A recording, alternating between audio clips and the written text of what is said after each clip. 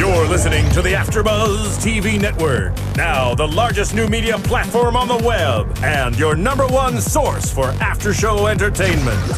Very good, Keith.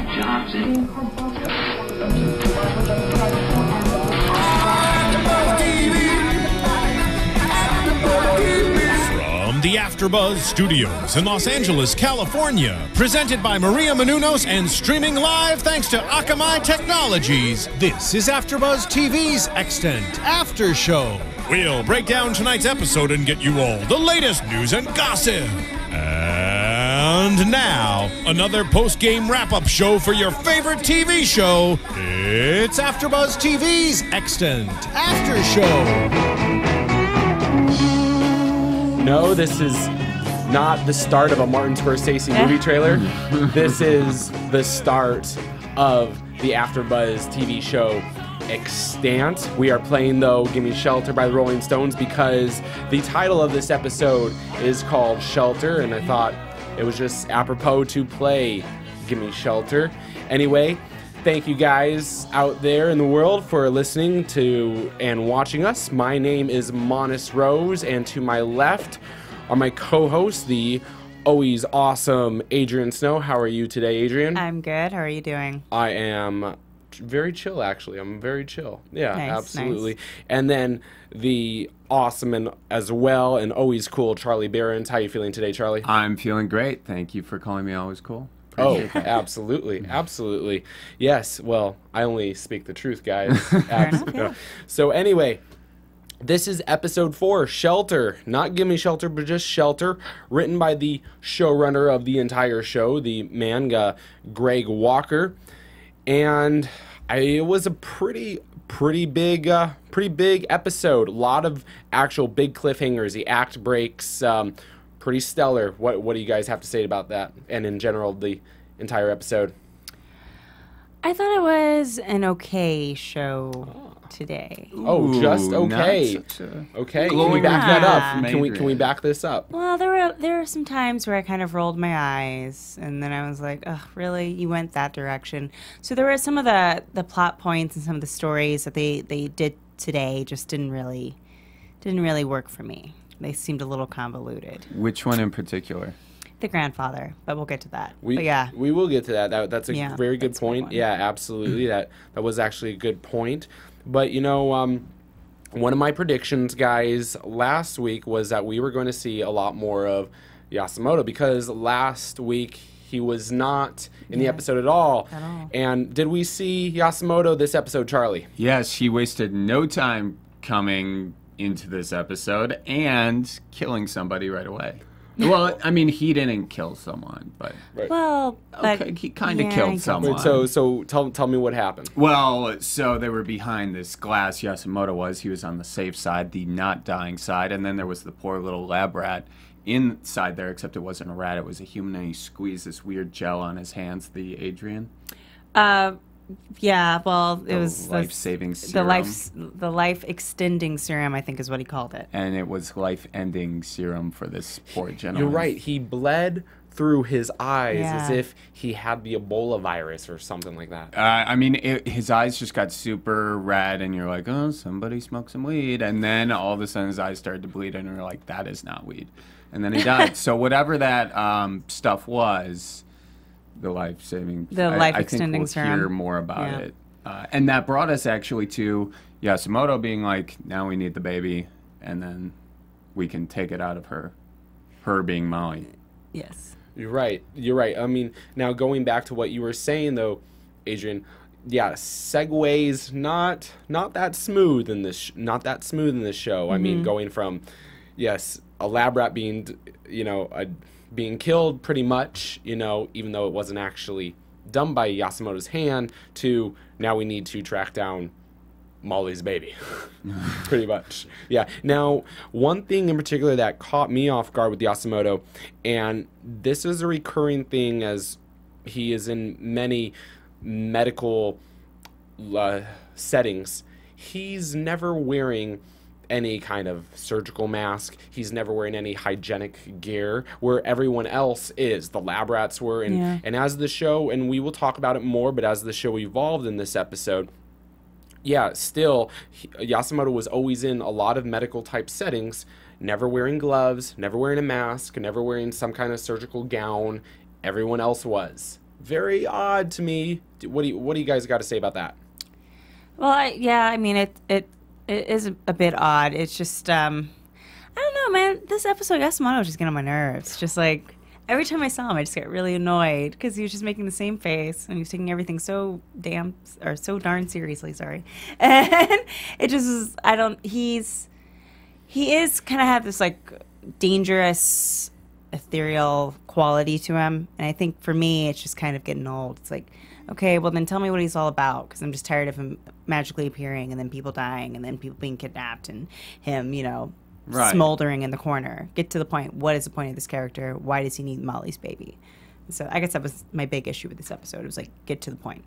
He is sort of like that bad guy for no reason of being a bad guy. He's kind of like, I kill this guy, get me the baby. Yeah. Da, da, da. It's just kind of... But the reason that he's never wearing the stuff, in my opinion, which you can discredit after I say this, I think he's an alien. That's my own thought. Well, no, I'm not going to discredit that at all. I mean... Good, because I think he's an alien. I mean, there was that episode where he was, like, naked in the... when he came back from the You're goo. right. Yeah, You're right. which Absolutely. I never quite understood. I'm hoping one day I will understand that. But. I mean, you're opening the Pandora's box. So, but, this episode, this show is pretty much about opening a Pandora's box and then another Pandora's box and then a can of worms after that. Yeah. I know. Absolutely. So, you're right. So Yasumoto, he now wants whatever's in Molly's tummy, whether it's a baby, whether it's alien, whether it's just some Olympic rings, whatever is in her tummy, he wants that. But it's not so easy, is it, Adrian? Because Molly is not at her usual house, as we saw last week. John caught her in the midst of her getting out of the car of Sparks. Mm-hmm. So where did John and Molly go? Where does Yasumoto have to track Molly down? Well, they ran off to an island, I guess just off of the mainland, and we didn't get the name of it. I couldn't figure it out. But Paris of the Pacific. The Paris of the Pacific to her father, who's living on this island. And so they've kind of gone to get some of Molly's old medical gear that she's left at his house and to hide away. Oh, yeah, and we had a special guest star today in this week. Lou Gossett Jr. Oh, man. Lou Gossett Jr., yes. Oscar award winner. Yeah, he still looks the same. Still looks the same. The movie he won the Oscar for back in the 80s. Absolutely. It's like, dang, I want that serum. Absolutely. So we meet Molly. We've already met, and John and Ethan, and then we see the relationship with Quinn. They're Molly's dad, Ethan's grandpa, and there's some issues, some issues between Molly and her dad, and we'll get to those, but we notice right from the get-go there was tension because Molly and her dad haven't seen each other in 6 years, and I guess Quinn has a history with alcoholism and gambling and a lot of other, I guess, just two big vices. Another thing, and we'll get to that. We'll get to that. But anyway, Molly wants to stick to why they're there. She doesn't want to really reconnect with her dad. She wants as well to know what is inside of her, who is inside of her, because for whatever reason, she wants to do this DNA test herself because, her relationship with Sam is still there, but the first DNA test did not really work out because Sam got caught, and she really wants to find out. And for whatever reason, Quinn has the DNA equipment, in his, so he obviously, So anyway. Of course he does. Her DNA isolator. Yeah, DNA isolator. They made it sound like it was like a childhood toy of hers. And I was like, that's just in the garage. Amazing. Next to the old coffee can of nails, my DNA isolator. Yeah. Absolutely. Blow the dust off that thing, figure out if I've got an alien in my body. Doesn't everyone have a DNA isolator just stored away? Right next to the I had a bucket of chemistry nails. set as a kid, but I couldn't do anything more than mix some stuff and make it bubble up. That was about it. That's all I had. So Oh, I guess what in the about it? future, Was that right by your Easy Bake Oven too? I didn't have an easy bake oven. I was a geek, so You were I a had geek. a telescope, a microscope, and chemistry set. I had an Easy Bake Oven. Look at you, That baking up a storm. Yeah. That crap excellent, is excellent. nasty. Great. Well, hey, you know what? In our own, we had our DNA isolators in our own version. I guess. I guess pretty it's much. the future version of a chemistry set, You're a right. DNA isolator. So anyway, what I really like though about this part, this kind of side story when they're visiting Molly and Quinn, Molly's dad, is we see a lot of though bonding going on. We see that big family aspect where we see, we have a fly in the studio, ladies and gentlemen. Hey, it's AfterBuzz. Oh. All right, Don't I get one pun without the? No. I liked was a it. bad I liked one. it. I got your back. I'll support it. Thanks, I appreciate that. Absolutely. I appreciate that. Anyway, so we see a lot. fan. There's a lot of bonding going on. First, Molly and Ethan share a moment. Obviously, Molly and her dad share a moment. Then we see now John and Molly finally do the DNA test. But Charlie, do we get the results? What happens when? What happens? Like, Well, it do we all get answers? starts. It all starts when it's Quinn, right? Quinn decides to play Rain Man with Ethan, and they go do some gambling, and the whole ring on the string game. Ethan is doing great. He's doing great, but then he remembers something his grandfather said, that nobody's perfect, and he's like, "Well, I want to be like everybody. So if I'm like everybody, I can't be perfect." So he misses, loses the money. Quinn takes him back and gives him a little verbal lashing, and then goes to check the gate, which is locked. And he's like, well, I got to fix this. And while he's checking the gate, the scary men with the masks and guns take Ethan away and then do some sort of weird thing to his back operating system. They electrocute him. Yeah. They electrocute him. That, I guess it's not so weird. Yeah. But Which, was that shocking? Was that shocking to you, seeing a little? I mean, really, even though he's a robot, a humanistic, was that shocking to you? Seeing, I think both of you saw me a little jump out of my seat. Him screaming, "They're killing a kid! They're killing a kid on TV!" I was a little. I guess I wasn't really shocked, just because the scene prior to that was some cop, making mean puns at his father about him being a robot. So I think, in this time with Ethan as a humanic or a robot, that people have very little respect for what he is. And so for them to shock him, it's just like, we're just shutting down a machine. They don't think anything of it. Do I think it's right? No. But I see why they put that scene in there to kind of show you that these people are ruthless and they don't care about this kid. While this is going on, we are not finding out at all about this DNA test. John and Molly have a moment. We feel that they're going to keep this child. They're going to be good parents. We feel that, and then Molly has another vision of Marcus. Oh, Marcus says more words. Marcus does say some more words, and we see his no blinking eyes. Absolutely. And yes, and while this is all going on, Ethan and Quinn, like you said, Charlie, they also have their moment. And then the ISCA is brought in, and they build some kind of ET lab. It was really reminiscent. I felt that they're big, bunker-esque, everyone is in their space suits in a way, it was very ET-esque. It's Spielberg. It is Spielberg, absolutely, absolutely. So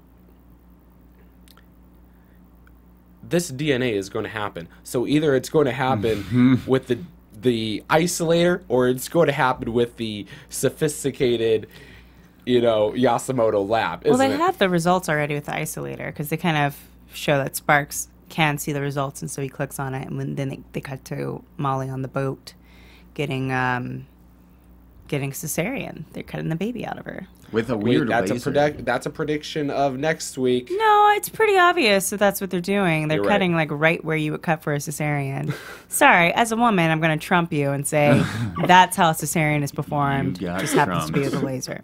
So Laser beam cesarean. Laser beam cesarean.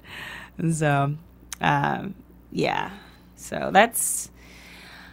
I could see Yasumoto being an alien, but I don't know. I still kind of think he's like an ancient man, and he's trying to sustain that. A vampire. Essentially. So, and then maybe that's why he wants Molly's baby. You're right. Yeah. Now, so we see. So Molly is trapped. I mean, is she's trapped in this lab? I mean, she is really a prisoner. She's taken, she's taken by this kind of SWAT team with Doc. She's drugged.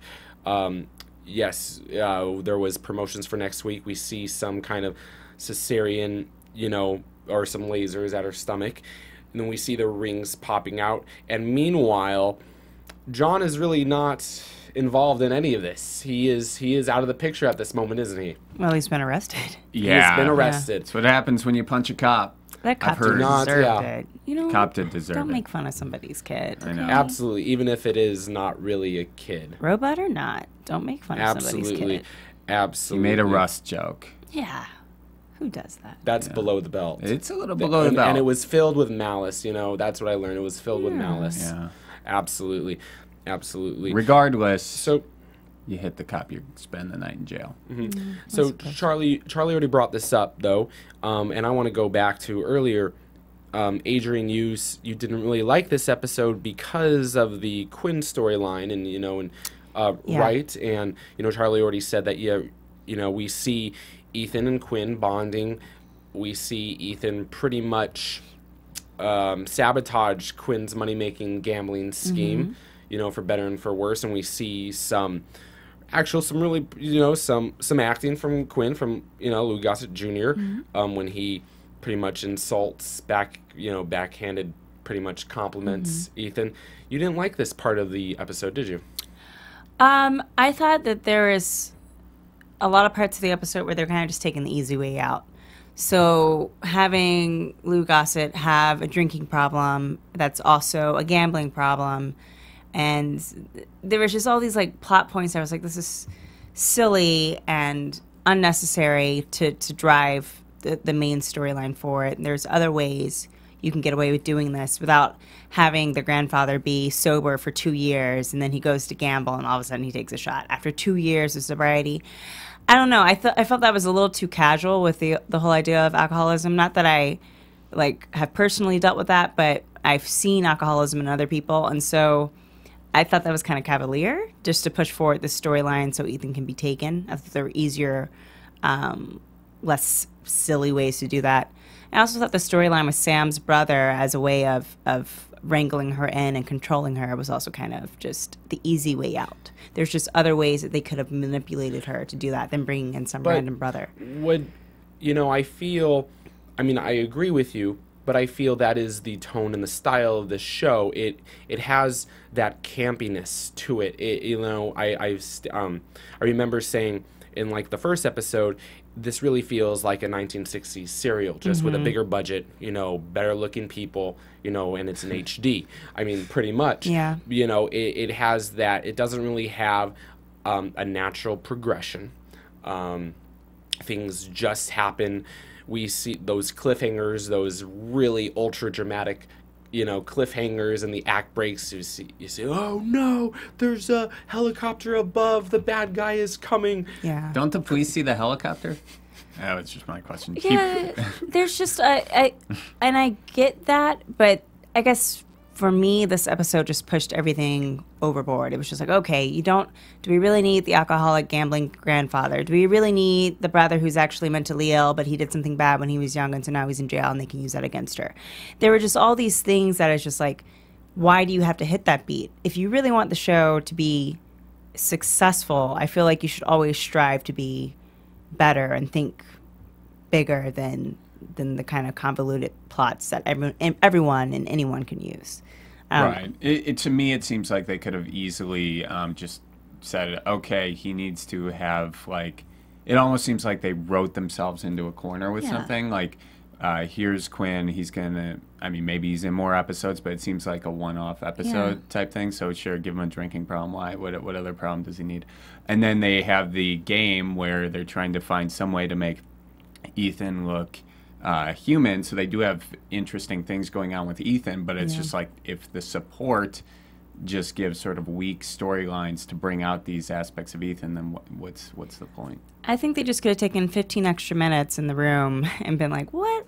Do we have to go that route? Is there something else we could give him that would be more interesting to have to tangle with? It just seemed easy. It seemed like the whole alcohol gambling was an easy way out. It seemed like the whole brother in the mental asylum was an easy way out.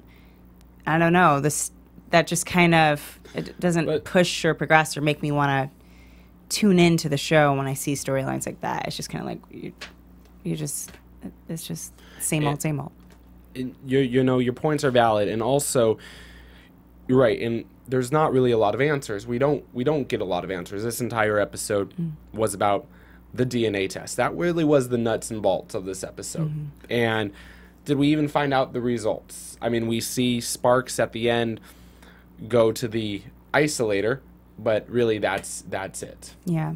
That's it. I mean, obviously from next week's, we know that hopefully Ethan did not die, but you know, I mean, and we see that Molly obviously is still alive. I mean, you know, Molly's still alive.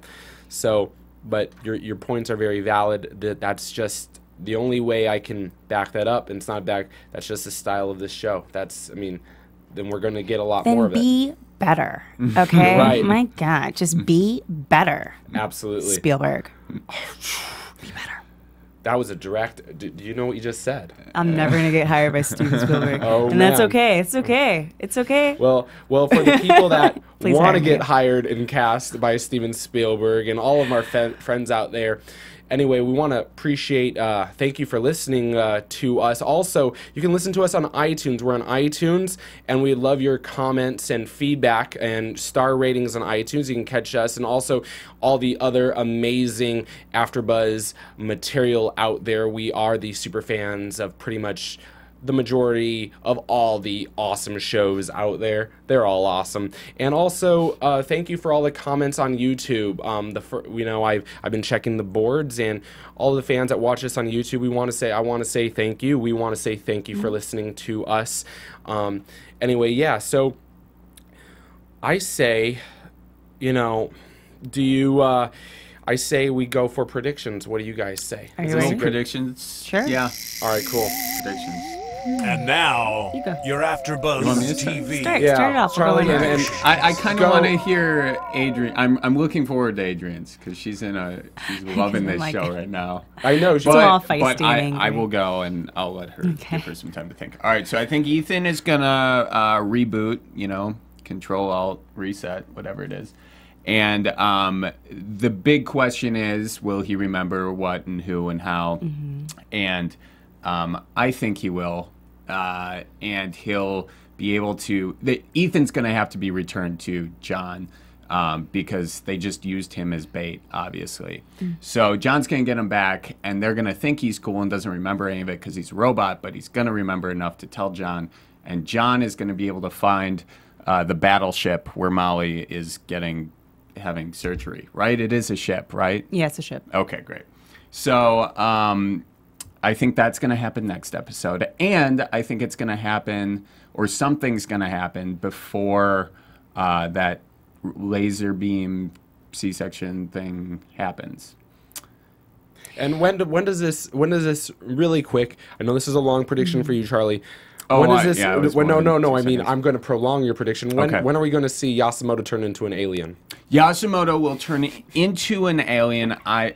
He's already an alien, but he'll reveal his alien status. I'm thinking in the next 3 episodes from now, and I think Ethan's kind are going to be battling the Yasumoto kind in season 3. Wow. I like the number You're 3. like Yeah, jumping. you do. You've mentioned season 3 many of times. You're Yeah, smart. you know, I look down the road. I don't know what to tell you. So those are my predictions. Take them or leave them. Many will leave them, but I'm gonna Oh no, take they're all them. valid. I Absolutely, feel like I they're all forgot valid. mine. Thank you. You're welcome. Appreciate that. I just want to confirm that the cesarean did happen at the very end of the episode. They cut open her stomach, and then I thought that was for it cuts to previews. Yasumoto and it cuts to black. No, it was like the very last thing that happened before they cut to previews, is that they cut open her stomach. Well, they were starting. But They were didn't starting. pull- So, you So- know, right now it's just a flesh wound. You guys, Thing's okay? still there. I'm not gonna pull the woman card again and be like, no, that's how you perform a cesarean. Well, Preview all or I'm not. saying is we just didn't see. You know, they could. Okay. Anyway. So this is Adrian, your what's prediction. going to happen next episode? Well, I feel like with the next episode, I think Molly remembers what happened to her. So I don't think the issue will be of them tracking down Ethan or John like getting to Molly. I think the plan, from how it was kind of stated by Sparks, is that they're just going to do this thing. They're going to plop her back where she was and leave it at that. Because they even have it, not to use a preview, but they even have it where Cameron Manheim, Sam, goes, "What baby? What are you talking about? There was never a baby." So they're kind of trying to rewrite everything around her. So I think from there you're going to see more interaction of what Yasumoto's main scheme is. So why did he need the baby? And now we're finally going to get some answers, at least on his part. Not on everything, but I think we're going to start to see like what his big serum is. Or I hope we are. Can we please get an answer already, please? Thank you. And that's all, tagging onto that. Next week, we're at least going to receive 2 answers. At least one. Can I hopefully, get a big one, please? Yes, I feel we're going to find out what is in Molly's tummy. We're going to find out that DNA test. Because straight up in real life, this would have been a deal breaker for me. I would have been like, I can't. I'm done. Absolutely. And then, yes, and then we are going to find out more with Yasumoto. Those are the 2 things. Now, I also predict, and you're right, this is not next week. This is, going. But I actually predict that, Sparks has a soft side. He is actually going to turn out to be good. Whereas I feel Yasumoto and the, I forget his helper, Kern.